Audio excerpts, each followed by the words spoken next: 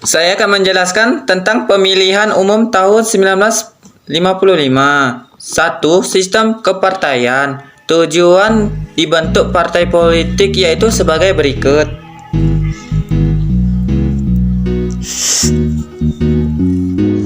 Pada masa demokrasi liberal, sistem kepartaian yang dianut adalah multipartai menurut Muhammad Hatta. Pembentukan partai politik tersebut agar mempermudah dalam mengontrol perjuangan lebih lanjut. Muhammad Hatta juga membutuhkan bahwa pembentukan partai politik tersebut mempermudah mengukur kekuatan perjuangan dan mempermudah meminta tanggung jawab kepada pemimpin-pemimpin barisan perjuangan. Meskipun pada kenyataannya partai-partai tersebut cenderung memperjuangkan kepentingan golongan daripada kepentingan. Itulah yang menyebabkan pada masa-masa demokrasi liberal sering terjadi pergantian kabinet. Kabinet tidak berumur panjang sehingga programnya tidak bisa berjalan sebagaimana mestinya, yang menyebabkan terjadi instabilitas nasional baik di bidang politik, sosial, ekonomi maupun keamanan.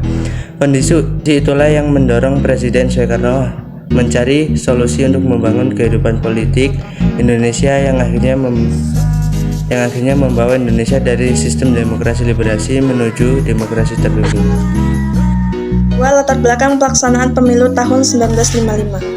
Pemilihan umum merupakan salah satu syarat agar sistem pemerintahan yang demokratis berfungsi. Persiapan mendasar pemilu dapat diselesaikan pada masa pemerintahan Kabinet Ali-Sastrowijaya I. Kabinet Ali-Sastrowijaya I mempunyai agenda utama untuk mempersiapkan pelaksanaan pemilihan umum yang direncanakan berlangsung pada pertengahan tahun 1955. Pemilihan pelaksanaan tersebut.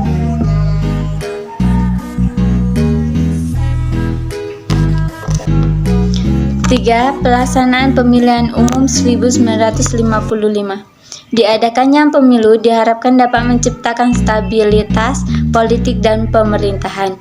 Dengan pemilihan yang kuat dan stabil diharapkan dapat melaksanakan program-program pembangunan. Pemilihan umum direncanakan pada tanggal 29 September 1955 untuk memilih anggota DPR dan pada tanggal 15 Desember 1955 untuk memilih anggota konstitute Dewan Pembuatan Undang-Undang Dasar. Pelaksanaan pemilu sebagai berikut. Kombinasi keempat partai tersebut tampak dari pembangunan kursi di DPR yang terdiri dari 272 kursi. Untuk DPR Masyumi 60 kursi, PNI 85 kursi, NU 47 kursi, PKI 32 kursi, dan partai lain memperebutkan sisa 75 kursi.